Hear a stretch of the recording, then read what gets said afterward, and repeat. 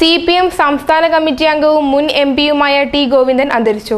ശ്വാസതടസ്സവും വൃക്ക സംബന്ധവുമായ അസുഖവും കാരണം 2 മാസത്തോളമായി പരിയാരം മെഡിക്കൽ കോളേജ് ആശുപത്രിയിൽ ചികിത്സയിലായിരുന്നു. മംഗലാപുരത്തെ സ്വകാര്യ ആശുപത്രിയിൽ ഞായറാഴ്ചയായിരുന്നു അന്ത്യം. ആരോപണങ്ങൾക്ക് ഇട നൽകാത്ത കരുത്തുറ്റ ജനകീയ നേതാവിനെയാണ് ടി ഗോവിന്ദന്റെ നിര്യാണത്തിലൂടെ മലബാറിലെ കമ്മ്യൂണിസ്റ്റ് പ്രസ്ഥാനത്തിന് നഷ്ടമായത്. KSYF-ലൂടെ വിദ്യാർത്ഥി രാഷ്ട്രീയത്തിലേക്ക് പ്രവേശിച്ച ഗോവിന്ദൻ 1963-ൽ CPM-ൽ അംഗമായി. 1989-90 കാലഘട്ടത്തിൽ CPM കണ്ണൂർ ജില്ലാ സെക്രട്ടറിയായി പ്രവർത്തിച്ചു. 1996-ൽ 11ാം ലോകസഭയിലേക്ക് നടന്ന തെരഞ്ഞെടുപ്പിൽ ആദ്യമായി MP-യായി തെരഞ്ഞെടുക്കപ്പെട്ടു. 1996 മുതൽ 2004 വരെ കാസർഗോഡ് MP-യായി. പാർലമെന്റിന്റെ വിവിധ കമ്മിറ്റികളിൽ അംഗമായ അദ്ദേഹം 12ാം ലോകസഭയിൽ CPM വിപ്പായി പ്രവർത്തിച്ചു. ഏഴിമല നാവിക അക്കാദമി യാഥാർത്ഥ്യമാക്കുന്നതിൽ കഠിന പ്രയത്നം നടത്തി.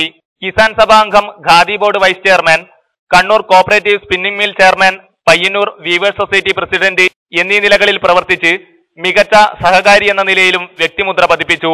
പയ്യന്നൂർ മമ്പലത്തെ സംസ്കൃത പണ്ഡിതനും പൂരക്കളി ആചാര്യനുമായ രാമൻ പണിക്കരുടെ മകനായി പിറന്ന ടി ഗോവിന്ദൻ അത്യുത്തര കേരളത്തിന്റെ തനത് കലാരൂപമായ പൂരക്കളിയെ പരിപോഷിപ്പിക്കുന്നതിലും നിസ്തുല സംഭാവനകൾ നൽകി. ടി ഗോവിന്ദന്റെ നിര്യാണത്തിൽ കാസർഗോഡ് MP P കരുണാകരൻ അനുശോചിച്ചു.